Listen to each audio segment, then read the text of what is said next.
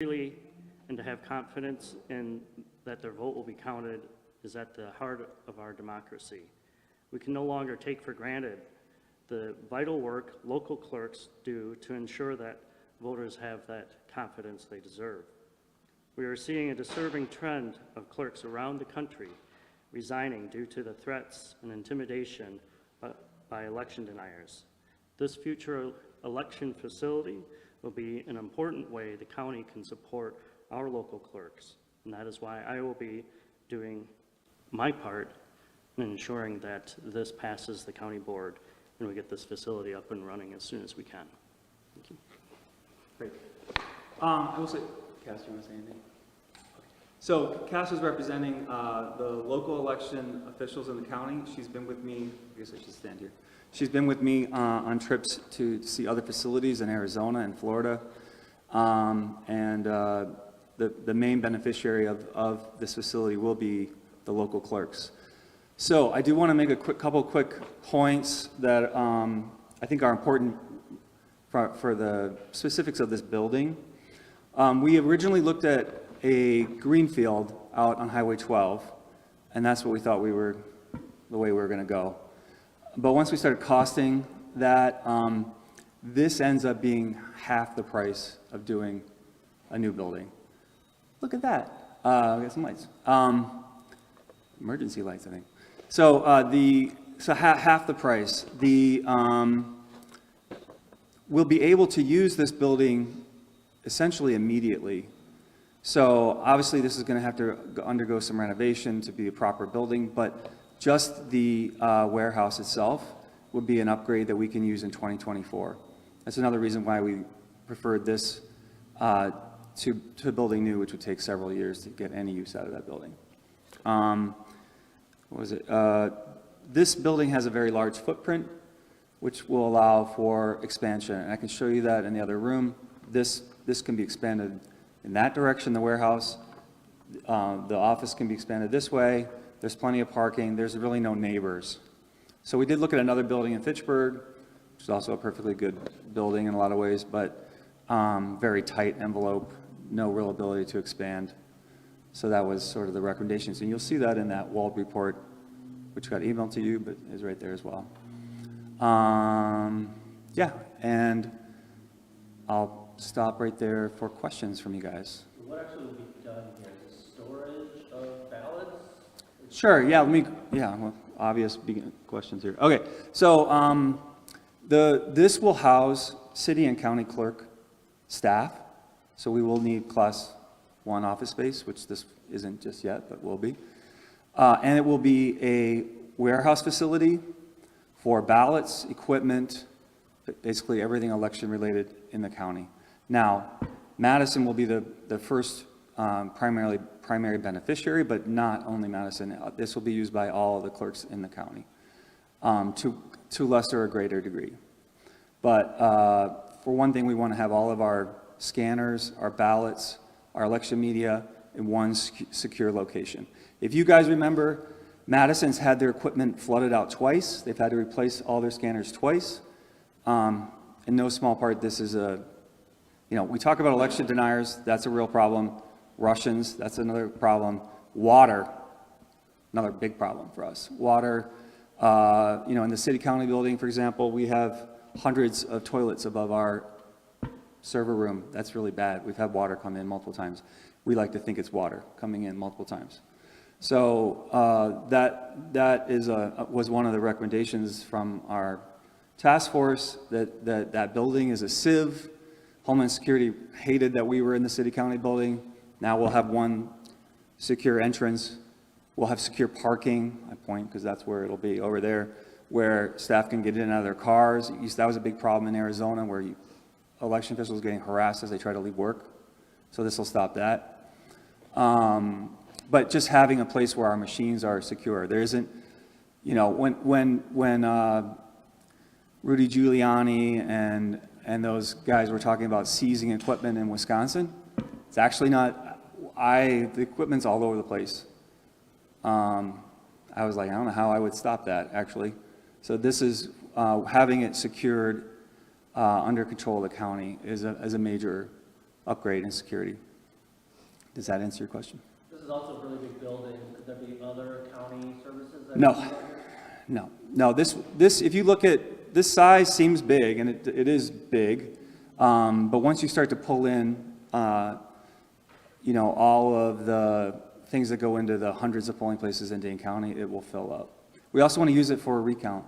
So that floor, instead of being at a Lion Energy Center or Manila Terrace, we would have everything securely stored, have a movement of ballots and poll books in a way that would be easy to, and transparent for everybody, secure, and easy to use. I thought I saw in one of the press releases that there will be city offices here too, though? Yes. There will be other purposes? City clerk, election related, yeah. And the city will keep a presence in the city county building, but when election time, they'll be here. And right now, they're renting a space out on East Washington, not ideal at all. So will they keep that or no? No, the plan would be to move here as soon as possible, hopefully January. And is the city not able to be here today or? Yeah, they are not able to be here. I mean, Mary Beth would be here, and I can tell you should talk to them, but they're very happy with this location. It's on a bus line. It's not that far away. It's big, so this checks all their boxes. And I guess how will it keep people safe? Like you mentioned, people getting harassed. How is this building going to prevent that? Right. Well, it helps. The small town clerk doesn't have their DS200 in their broom closet and isn't being overwhelmed by election deniers in her office. It'll be here instead. The city of Madison, which has received death threats, the Gateway Pundit article, and suddenly now there's death threats against Mary Beth, and we've had other clerks receive threats. Now they'll be in a building where they know they have a secure entrance. People have to be able to swipe to get in. They'll have the ability to get in and out of the building. There's cameras. Like I had Homeland Security in my office. And there was a story about it, I'm trying to remember, but at a previous spring election, and there was a person trying to get into our offices, and that person then just all dressed in camo head to toe. It's in that report that we got from them, and then they disappeared. And I was like, yeah, see, here's the point. This guy was making my point, and now that situation is there'll be a secure foyer. They can come in, but they can't get in on anybody, and it'll be a safe work environment to come to. An actual voting won't happen here? No voting would happen here. There would be a recount. There could be some testing. There would be some testing here, but no, the voting will be in different locations, obviously polling places or at early voting locations around the city or around the county. This could be, I will say, there have been there's been that idea bandied around that the county could be a centralized early voting location for everyone in the county. I think there's been concerns up north or around the state that a lot of places only have townships that are open for one day for early voting. So they wanted to have a county seat where you could have that. And that's common around the country. This could easily do that in the future. Can you expand a little bit on the emotions of the past few years and how that's been feeling? You talk about death threats, you talk about people showing up to your office. What has that been like emotionally, I guess, for you and the people that, election officials that do this, that are being harassed and are nervous? What has that been like?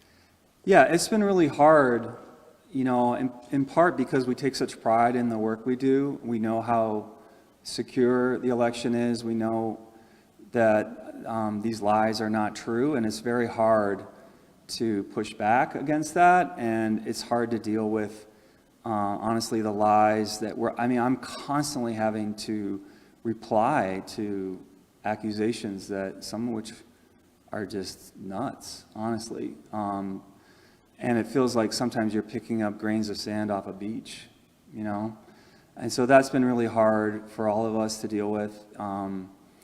That's why you see a lot of clerks leaving, going into, retiring early, doing something else, because, the pay is not great, I can tell you. Right, Cass? Pay's bad. So that's a real problem. Do you want to answer that a little bit too? Yes, you do. I would just echo a lot of Scott's statements. Obviously, clerks are a proud bunch. We love the work we do. We love being the backbone of democracy. But at the end of the day, we have families that we want to go home to. So really grateful to have a partnership in the county who backs us and believes in our safety and is committed to it with this facility. So on behalf of local clerks, I think this is a great step forward in protecting us and helping us go home to our families every day. Yeah, just a little follow-up to that. One of the things we can do here is store everything election related, and so then the county has it and the local clerk doesn't have it. And the number of open records requests we get is overwhelming, especially local clerks. So hopefully we can take some of that off of a town clerk who doesn't want to have to waste, I don't want to say waste, but use town money on lawyers, which is very finite. You can imagine a town budget. They don't want to have 20 hours dedicated to an attorney to answer all these open records. Well, we have Corp Counsel who's expert on this, and so we can try to take some of that load off. And this is really, I think, we are trying to help our local clerks deal with this really, a real problem. I would also ask, I guess, is there any part of this that you think could help kind of combat some of that misinformation out there, that you can be a little bit more transparent with, everything's in one place, we have security registers that'll maybe keep people out, but like in terms of threats to you, but in terms of threats to like an election, if people are, thinking that that's an aspect of this too. Yeah, hopefully we can, that will help. I will say, it just seems that the goalposts just move. Once we sort of debunk something, they've moved on to something else. So really, the primary purpose of this is security of election officials and the equipment and the ballots and everything else. Example of one thing we can do is have the ballots stored in an area where we're not using water as a fire suppressant. These are the sort of more sophisticated things you can do that we've seen around the country to protect our election. And so we're excited about that as well. And just being able to pull a truck in. That doesn't happen right now. Everywhere else it does. But here, Madison is loading ballots out in a parking lot in the rain, next to a nail salon and a tattoo parlor. That's the current situation. Tarps on top of machines, all of that goes 180. Question for the board chair. What's the political, we're here, we're talking about this purchase, but it hasn't yet been approved by the board. What's the political appetite to see something like this get done in Dane County? Yeah, I think given the information in the report and the recommendations the county clerk has received from Homeland Security, I think there's plenty of information and evidence there to justify the acquisition. As the board, I assume you talked So- to the board members about this, have they given any sort of indication? Yeah, so we did have, one or two county board supervisors were a member of the task force that looked into the security of our current situation. And just a point of information, the timeline right now, the resolution to authorize the acquisition is in process. In fact, it's before our executive committee tonight. It will be before our Public Works and Transportation Committee next week, and on the 30th before Personnel and Finance, so it can get to the county board floor on November 2nd. So, and like I said, I'll be making every effort to make sure it has the votes, but there's plenty of information to support and justify this purchase. Do you think it'll pass? I think it will pass, yes. For the county clerk, do you anticipate any aspects of this facility to be operational by the 2024 general election? Yes, great question. So the warehouse in its current shape is an upgrade over what we're using in a lot of the county. So we can, we have to do a lot of engineering and architecting on this space and that space, but that's going to take a while. We have to bid that out. We have to do that. So during that time will be this going into this election year, 2024. So yeah, we'll be able to use all this space, but particularly the warehouse. But then this will get remodeled pretty substantially and hopefully done before the gubernatorial. So that would be the goal. But definitely before the next presidential will be complete. But, which is a much faster timeline than if we were building new right now. just because, I mean, this place is in good shape. The roof's in good shape. You know, when you looked at another building and it was like, that roof is soft. I mean, just the things you worry about, you know what I mean? This one's in really good shape. Can you talk about how expensive that renovation will be? Yeah, so our estimates, and it's in the materials you guys have and emailed out. I think I said that 3 times. But the estimate of total cost would be about 18.5 million. So, and there's actually a little spreadsheet that you can look at to see how that's divvied out. So with we got this, our cost is under 5 million for the building. The county owns the land underneath, so that's fortunate for us, I guess, you know. But so we're really just buying the lease rights and the building. So is it almost 500 plus that 18, or is that 18? 5 million and is inside the 18 million. 18 is total for the whole thing. You'll see it in the thing. But you guys want to check out space? So are you guys moving in now? Like things are happening right now? Or? Well, the board has to approve it and go. I mean, I can tell you, the administration, like, you know, they all like this. This is way cheaper. It's a great site. So I think there's a lot of support for this. We want to be able to use it starting January. In fact, we negotiated, I think, January rent-free in case it's some delay. We could actually get in here in January if we needed to. I don't think it'll come to that, but who knows? You never know. Just to clarify, with that approval, would that be the 18 million is what you'd be approving? It's already in the budget, so this would fit inside the budget as recommended by the county executive. Right, so that 18 million is in the capital budget proposal that's going through all the committee process right now and should be before the county board. I forget the date, second week in November. Yeah. Last year's budget had 16 million, and the county executive put 3 more million in this budget, which they're going to vote on for 19, so it fits within that, right?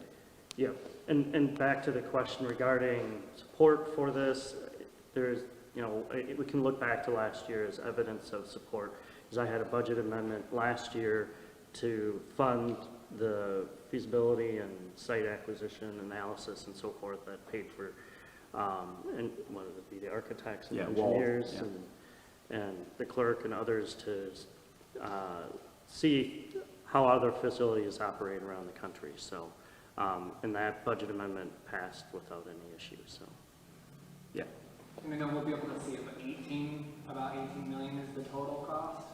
Right, I mean, around 18 and a half, because we were able to get a few $100,000 off this list price. When you look in the spreadsheet, it'll show it at 5.3 million. We got it for 4.9 or something. So right there's some off. So yeah, you'll see the spreadsheet. If you want, I'll pull it out if you guys want me to show it to you. Some of the kind of challenges that are currently facing the city-county building and doing this work there. Do you have plans on how to address that before this facility is ready into the 2024 general election, ahead of that, I guess? Well, we have done some physical improvements on our space, and so has the city clerk. I don't know if you guys have been in the CCB lately, but they've renovated that side of the building when you first come in. So that's way more secure, because remember, you could just go in the city clerk's office, and so now that's been improved. Really, honestly, all of the first floor space should probably be improved from a security point of view. But so ours has had some security improvements. Mostly what we've been working on is emergency operation plans, you know, doing some training exercises on problems that could occur anywhere in the county, not just the city-county building. So that's been a big focus of ours from that side of it. Because it's going to be a really challenging year, right? Everyone knows that. For all of us, you guys too. You worried that having a centralized location might make people question the transparency because they can't go into their local clerk's office and maybe get answers, and you're saying security, but then they're used to being able to walk into the clerk's office and approach people, and now it's like, well, what are they doing up in Madison? They're all, you know, in a locked building without, you know. It's not black. looks kind of black, actually. No, I mean, from the point of view of like a voter talking to their clerk, I don't think anything changes from that point of view. The elections are still going to be held at the town hall. They're still there to answer their questions. But it does prevent a town chair who's been listening to too much social media trying to open up a DS200 like happened in Michigan. Hopefully that happens, that way they don't do that. And then, you know, the clerk, you violate that chain of custody, it's the clerk that actually is the one who's in trouble. Let's walk around a little bit. How's that? Cool. Thank you guys for putting up with our... Obviously, we need to spend some money on this building to like get it up to... Get ready for an improved news experience. The all-new Channel 3000 news app is here. Tailored for your news the way you want it with a customizable home page. Stay informed effortlessly. Swipe through articles without returning to the home screen. And no more waiting. The new app loads faster than ever, ensuring you get news updates instantly. Download the all-new Channel 3000 news app today. Your gateway to news your way. Powered by News 3 Now.